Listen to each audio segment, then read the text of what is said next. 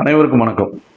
இன்று திராவிட முன்னேற்ற கழகத்தின் சார்பில் ஒரு ஆர்ப்பாட்டம் ஒன்று நடைபெற்றது. ஜென்சி ஆர்ப்பாட்டம் சொல்லிட்டு வாயை துறங்க சிஎம் நீட் என்னாச்சு மாமு அப்படின்னு சொல்லிட்டு சொல்லியிருக்காங்க.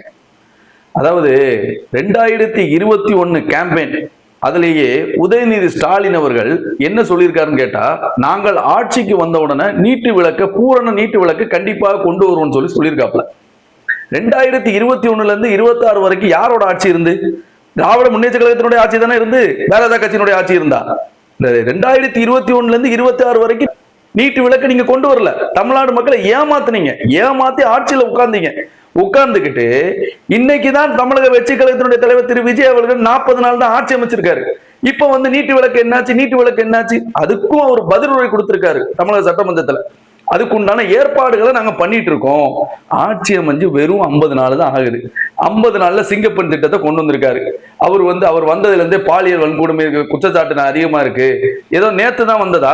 இல்லைன்னா தமிழக வெற்றி கழகம் இதுக்கு முன்னாடி 2016 இருந்து 2021 வரை தமிழக வெற்றி கழகத்தினுடைய தலைவர் தளபதி விஜய் அவர்கள் ஆட்சியில இருந்து அவர் சிஎம் இருந்து மறுபடியும் வந்திருக்காரா? இது வரைக்கும் திமுக அதிமுக மாறி மாறி நீங்க பண்ணுன குட்டிச்சவர்னால தானே இப்ப மக்கள் மாத்தி ஓட்டு போட்டிருக்காங்க தமிழக வெற்றி கழகத்தினுடைய தலைவருக்கு. அவர் இப்பதான் உட்கார்ந்துருக்காரு. உட்கார்ந்து ஒன்னொன்னா கொண்டு வர்றாரு. அனைத்து ஊழல்களும் ஒன்னொன்னா பட்டியல் போட்டு காணிப்பேன்றாரு.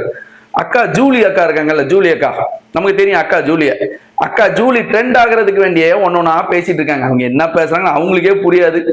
என்ன பேசணும் ஏது பேசணும் எதுவுமே புரியாது. விஜய் என்னாச்சுன்னு கேட்கறாங்க. இதெல்லாம் நீங்க போய் யார்கிட்ட கேட்கணும்னா நேரம் போயிருங்க. எங்க போகணும்? உங்களுடைய எதிர்கட்சி தலைவர் இருக்காருல்ல, உங்க இளைஞரணி செயலாளர், அவர்கிட்ட போய் கேளுங்க. அவரு பாராளுமன்ற எலெக்ஷன்ல என்ன பண்ணாரு? நீட்டு விளக்க நான் கொண்டு வருவேன்னாரு. சட்டமன்ற எலெக்ஷன்ல என்ன சொன்னாரு? 2021 சட்டமன்ற எலெக்ஷன்ல நீட்டு விளக்கு கொண்டு வரேன்னாரு. சரி, இதெல்லாம் நம்பி மக்கள் ஓட்டு போட்டாங்க. 2021 இருந்து 26 வரைக்கும் நீங்க என்ன பண்ணீங்க? நீட்டு விளக்குக்காக நீங்க என்ன பண்ணீங்க கேட்டா சொல்றாரு, நீட்டு விளக்குக்காக நாங்க சட்ட போராட்டம் நடத்துறோம். நாங்களும் நடத்துறோம். இப்பதான் நாங்க வந்திருக்கோம். 40 நாள் தானே ஆச்சு. அதுக்குள்ள நீங்க நீட்டு விளக்கு என்னாச்சுன்னா எல்லாத்துக்கும் ஒரு கால அவகாசம் வேணும். ஒரு குழந்தை பிறக்குதுன்னு வைங்களேன், பிறந்த உடனே அந்த குழந்தை எந்திரிச்சு நடந்துருமா? ஃபர்ஸ்ட் அந்த குழந்தை என்ன பண்ணும்? குழந்தை உட்காரும், அப்படியே புரளும், நடக்கும். இந்த மாதிரி நிறைய இருக்கு. ஸ்டெப் பை ஸ்டெப்பா தான் ஒன்னொன்னா பண்ண முடியும். சரி, தளபதி விஜய் அவர்கள் சிஎம் வந்திருக்காங்க. வந்ததுல இருந்து லஞ்ச லாவணியம் குறைக்கப்பட்டிருக்கதா இல்லையா? உங்களுடைய மனசாட்சிக்கே நான் விட்டுக்கிறேன். இதுவரைக்கும் யாராலையும் கட்டுப்படுத்த முடியாத ஊழல்களையும் தளபதி விஜய் அவர்கள் தமிழக வெற்றி கழகத்தில் அவர்கள் தமிழ்நாடு சிஎம்மா இருந்ததுக்கு அப்புறம் அந்த ஊழல்களை கொஞ்சம் கொஞ்சமா கம்மி பண்ணியிருக்காரு. இனி வரும் காலங்களில் பூரணமா ஊழலே இருக்காது. No corruption. எங்களுடைய இலக்கை என்ன? எங்க தளபதி விஜய் என்ன சொல்லியிருக்காங்க? எங்களுடைய இலக்கை என்னன்னா நோ கரப்ஷன். சரி, அது இல்லாம இது ஒரு சாமானியன் ஆட்சி. இதுக்கு ஒரு எடுத்துக்காட்டா சொல்றேன். ஒரு 2 நாளைக்கு முன்னாடி ஒரு இத்தாலியில ஒருத்தர் உடம்பு சரியில்லாம ஆகுறாரு. அவருக்கு ஸ்ட்ரோக் வந்துட்டு. ஆக்சுவலி இது என்ன, எதுக்காக இதை விளக்குறேன்னு கேட்டீங்கன்னா, இது சாமானிய மக்களுடைய ஆட்சி. எளிய மக்களும் ஈஸியா பார்க்க முடியும். திமுக ஆட்சியில குறுநில மன்னர்கள் மாதிரி அமைச்சர்கள் உட்கார்ந்து இருப்பாங்க. 33 அமைச்சர்கள் குறுநில மன்னர்கள். அவங்கள போய் நம்ம பார்க்கவே முடியாது. ஒருத்தன் ஓசி பஸ் ஓசி அவரு, இன்னொருத்தர் நான் மகளிர் 1000 தான் வாங்குறேன் இப்படி பேசுறாங்க. ஆனா எங்களுடைய அமைச்சரவை அப்படி இல்லை. சாமானிய மக்களுக்கான ஆட்சி இது.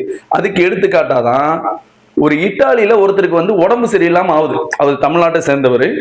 இத்தாலியில உடம்பு சரியில்லாம ஆனோடனே அந்த தகவலை அவருடைய குடும்பத்தாருக்கு அவர் தெரிவிக்கிறார். இந்த மாதிரி ஸ்ட்ரோக் அவர் இத்தாலியில ஒரு ஹாஸ்பிட்டல் அட்மிட் ஆயிருக்காங்க. உடனே என்ன பண்றாங்க? அவங்க இதை தமிழக வெற்றி கழகத்தினுடைய சட்டமன்ற உறுப்பினர், அந்த மாவட்டத்தினுடைய சட்டமன்ற உறுப்பினர் கொண்டு போறாங்க. அவங்க என்ன பண்றாங்க? சிறுபான்மை துறையினுடைய அமைச்சர் சகோதரர் ஷாஜகான், மாண்புமிகு ஷாஜகான் அவர்கிட்ட இந்த கதையை கொண்டு போறாங்க. அவரு அவங்களை கூப்பிட்டு விசாரிச்சு என்ன நடந்து ஏது நடந்துன்னு சொல்லிட்டு வெளியுறவுத்துறையினுடைய அதாவது தமிழ்நாட்டுல வெளியுறவுத்துறையின் அமைச்சர் அண்ணன் தென்னரசு இருக்காங்க, அவர்கிட்ட இதை கொண்டு போறாங்க. கொண்டு போய் அது சம்பந்தப்பட்ட எம்பி இருக்கிறாங்களா, அந்த தொகுதியோட எம்பிட்ட இதை கொண்டு போய் இந்தியா கூட்டணிகிட்ட போய் பிரதமர்கிட்ட பேசி, அங்க இருந்து இத்தாலி பிரதமர்கிட்ட பேசி அவர் இங்க கொண்டு வந்திருக்காங்க, மீட்டு கொண்டு வந்திருக்காங்க. திராவிட முன்னேற்ற கழக ஆட்சியில ஒரு சாமானியன் போய் அமைச்சரை பார்க்க முடியுமா? ஒரு சட்டமன்ற உறுப்பினரை பார்க்க முடியுமா? ஆனால் அப்படி இல்லை. ஒரு எளிய மக்களுடைய ஆட்சி. எளிய மக்கள் எந்தவித பின்புலம் இல்லாமல் இந்த சட்டசபையில உட்கார்ந்து இருக்காங்க. அதாவது திமுக என்ன கோபம்னா, அவங்கதான் தொடர்ந்து எம்எல்ஏ அமைச்சர் எல்லாமே தொடர்ந்து அவங்கதான் உட்கார்ந்து இருக்காங்க. அது எங்களை மாதிரிப்பட்ட சாமானியன் எதிரில் உட்கார்ந்து அவங்களை கேள்வி கேட்கறத அவங்களால ஏத்துக்க முடியாது. அதுக்காக அவங்க மாத்தி ஒண்ணுன்னா பேசிட்டு இருக்காங்க. மக்களுக்கு மின்வெட்டு. சரி, 2006 2011 கவர்மெண்ட் யாரோட கவர்மெண்ட்? ஆற்காடு வீராசாமி, மாண்புமிகு முன்னாள் மின்சாரத்துறை அமைச்சர் ஆற்காடு வீராசாமி, அவரே சட்டத்துறையினுடைய அமைச்சர். மின்வெட்டு காரணமாக தான் திராவிட முன்னேற்ற கழகத்துக்கு மக்கள் ஓட்டு போட மாட்டேன்றாரு. ஆனா எங்களுடைய தலைவர் நீங்க சொல்ற மாதிரி மின்வெட்டு இருக்கு, நான் ஏத்துக்கிறேன், இல்லைன்னு சொல்லல, இல்லைன்னு நம்ம அதை மறுப்பு தெரிவிக்கல. ஆனா நிர்வாக கோளாறுகள் நிறைய இருக்குது. அதுக்கு உண்டான ஸ்டெப் பை ஸ்டெப் ஒண்ணுன்னா நாங்க பண்ணிட்டு இருக்கோம்.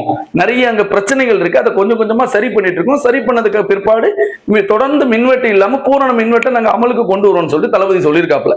எதுக்குமே ஒரு கால அவகாசம் கொடுக்கணும். அவங்களால பொறுத்து கொள்ள முடியலங்க, திராவிட முன்னேற்ற கழகத்தால பொறுத்து கொள்ள முடியல.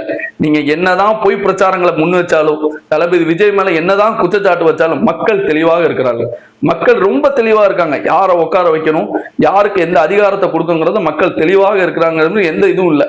அதே மாதிரி ஜென்சி அமைப்பு, சரி நீங்க ஜென்சி அமைப்பை ஏற்படுத்துறீங்க, ஓகே. அந்த ஜென்சி அமைப்புல நீங்க ஒருமையில பேசக்கூடாது. யாரை எப்படி பேசணும், அமைச்சருக்கு என்ன மரியாதை கொடுக்கணும், சட்டமன்ற உறுப்பினருக்கு என்ன மரியாதை கொடுக்கணும், அதை நீங்க கொஞ்சம் கிளாஸ் எடுத்தீங்கன்னா கொஞ்சம் நல்லா இருக்கும். ஏன்னா எங்களுடைய தலைவர் நம்மளுடைய பள்ளிக்கல்வித்துறை அமைச்சர் அண்ணன் ராஜ்மோகன் கூட ஒரு மீட்டிங்ல சொல்லியிருந்தார். அண்ணன் லயோலா மணி அவர்களை கூப்பிட்டு தளபதி விஜய் அவர்கள் கண்டிச்சதாகவும், யாரையுமே நீங்க ஒருமையில பேசாதீங்க, அதுக்கு லயோலா மணி அண்ணன் தலைவா உங்களை பேசிட்டாங்க தலைவா, அதனாலதான் நான் கோவப்பட்டேன், அதுக்காக வேண்டிதான் அந்த பதிலை நான் வச்சேன்னு சொன்னோன்னே, என்ன பண்ணனாலும் நீ அந்த மாதிரி பேசாத, அந்த மாதிரி தளபதி கூப்பிட்டு கண்டிச்சதாகவும் அண்ணன் ராஜ்மோகன் அவர்கள் ஒரு பொதுக்கூட்டத்துல பேசியிருந்தாங்க. அதே மாதிரி எங்களுடைய தளபதி எங்களுக்கு ஒரு நல்வழியை ஏற்படுத்துறாரு. அந்த நல்வழி பரம் நாங்கள் அரசியல் செஞ்சுட்டு இருக்கோம். ஆனா உங்களுடைய அமைப்புலையும் நீங்க அதே மாதிரி நல்வழியை பண்ணுங்க.